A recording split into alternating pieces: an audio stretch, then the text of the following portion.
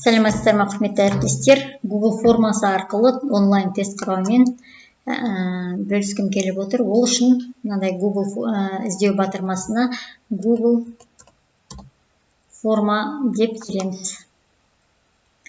Google форма деп тереміз. Міне мына парақшаны басамыз. Алдымызда бизнеске арналған және тек өзімізге деген екі парақша тұрады. Соның жеке өзімізге деген парақшаны басамыз. Мен осығанға дейін өзімнің құрастырған тесттерім, өзім пайдаланған тесттердің бәрі сақталып тұр.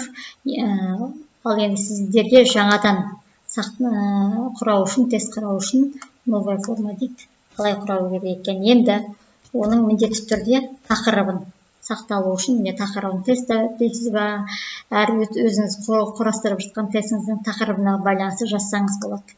Енді аты жөні, оқушының аты жөні, оқушыдан керек ақпараттың бәрін мына жерге жазу үшін оң жақтағы текст деген батырманы басамыз. Міндетті түрде жауап беретін сұрақтардың қатарына кіргіземіз. Мына жерде қысқаша өзінің атын жөнін жазатын жол шықты. Келесі жол таңдау үшін қосу батырмасын басамыз. Енді мектебі, сыныбы десек болады. Мектебі, сыныбы, керек ақпараттың бәрін электронды почтасын сұрасаңыз болады. Өзіңізге қалай ыңғайлы тест құрастырып, жауапты қалай аламыз, соған байланысты ақпарат сұраймыз. Енді тест құрастыру, жаңадан тест құрастыру.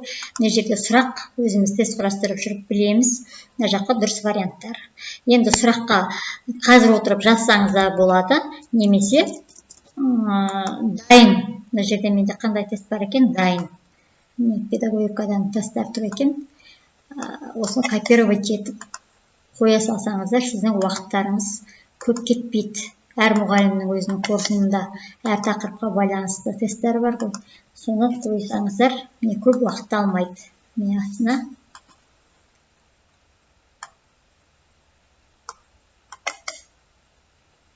копировать етіп қоя саламыз. Вариантқа. Енді екінші вариантқа өту үшін Enter батырмасын басамыз.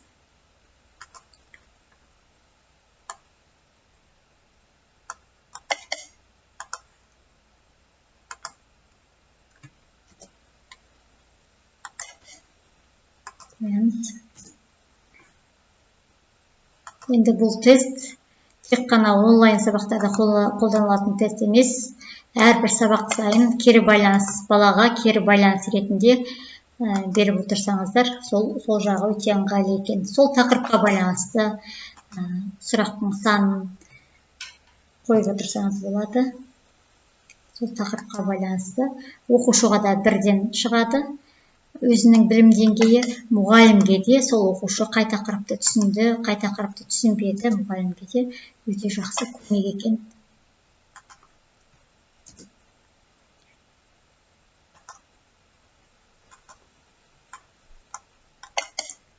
Копировать етіп қоямыз.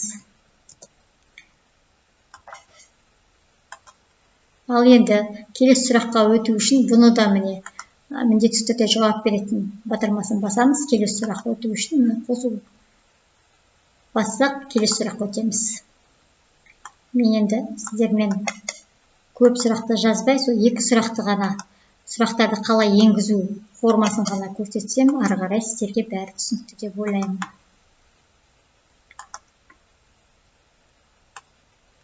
Осындай дайын тест болса, сізге сол ыңғайлы.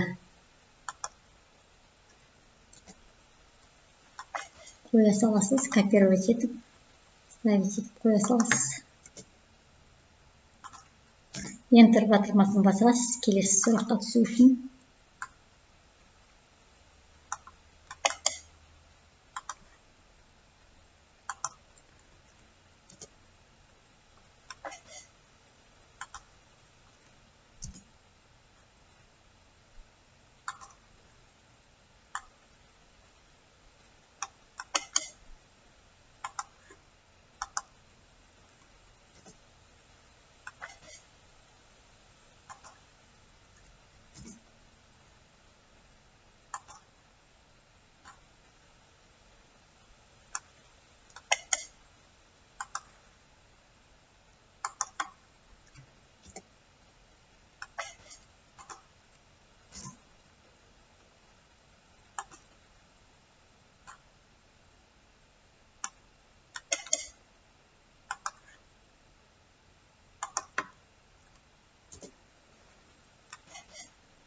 Міне болды. Екі сұрақты ғана енгізіп қояйық. Бүгінше мен обязательно вопрос енгіземіз. Енді келесі сұрақтар 10 сұрақ жасайсыз ба, 20 сұрақ жасайсыз ба, қосу батырмасын басып енгізе берсеңіз болады.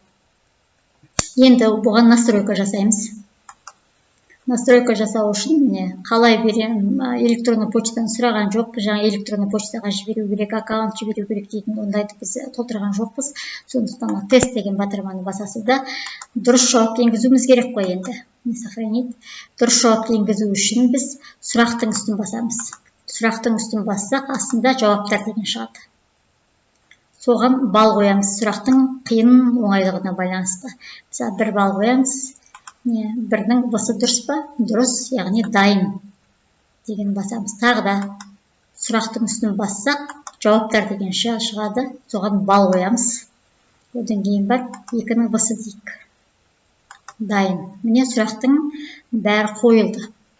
Міне бәрі қойылды. Енді бұны өзіміз көру үшін, мысалы өзіміз көру үшін Асанова дейік. Аты жөнімізді, мектебімізді 13-ші гимназия дейік. Мысалға, енді бірінші сұрағымызға В дейік, екінші сұраққа В дейік. Отправить етсек, балды көру деп тұрады. 2 сұрақтың екеуіне де дұрыс жауап берді деп тұр. Осылай баланың телефонының бетінен осылай көрінеді. Бала бірден өзінің сұрағын көреді. Ал енді мына жерге қарайтын болсақ, жауап дегенді қарайтын болсақ, жаңағы Асановадан келді, ответ 13-ші гимназия сұрақтың бәріне жауап берді. Қай сұраққа қалай жауап берді 100%. Осындай келіп отырады жауап бірден. Енді тағы да көрсетіп кетейін, ответ деп тұр бәрі. Ал енді біз енді оны қалай жібереміз тағы да. Оны жіберу үшін ссылка арқылы жіберсек болады, копировать етіп. Мына жақтан өзіміз WhatsApp вебіміз телефон, компьютердің бетінде WhatsApp веб ашылып тұрса, сол кез келген WhatsApp веб арқылы жаңағы группаларымызға, оқушыларға жіберсек болады. Осы ссылканы. Және сол ссылканы ашып, мысалы, оқушылар пайдалана береді. Ал енді осыған байланысты тағы да бір сұрақтар бар. Оқушы оны 2 рет басып қойып, 3 рет басып қойып, сұраққа жауап беруге болады ғой деген сияқты варианттар бар. Ал оған бастамасын толтырған кезде бірден жауап оқушыға көрінеді, көрінбейді деп енгізіп қойсақ болады. Настройканы солай жасап қойсақ, ол да өте ыңғайлы. Егер оқушы бірден балды көрмеу үшін тек мұғалімге көрінетіндей қылып жасасақ болады. Ол сондай өзінің бастапқыда сондай настройкаға солай жасасақ болады. Менің алдыңғы тесттерім 299 бала мысалы жауап берген. 299 баланың мысалы бәрі қанша сұрақ, қанша қалай жауап берді, бәрі аты жөндерімен бәрі жазылып тұр. Бәрі сақталып тұр. Енді оның списогын көретін болсақ, бәрі тізімдері жазылып тұр. Сағат қаншада қалай жауап берді, бәрі тізімдері бәрі сақталып жазылып тұр. Сондықтан мен сіздерге осы Google формасы арқылы әр сабақтағы кері байланысты онлайн өткізудің тиімді жолдарын өзіме пайдалы тұстарымен бөліскім келді. Назар қойып тыңдағандарыңыз үшін рахмет. Менің аты жөнім Бостанова Назира Ленсқызы, 12-ші гимназияның қазақ тілі мен әдебиеті пәні мұғалімімін. Сіздерге көп рахмет.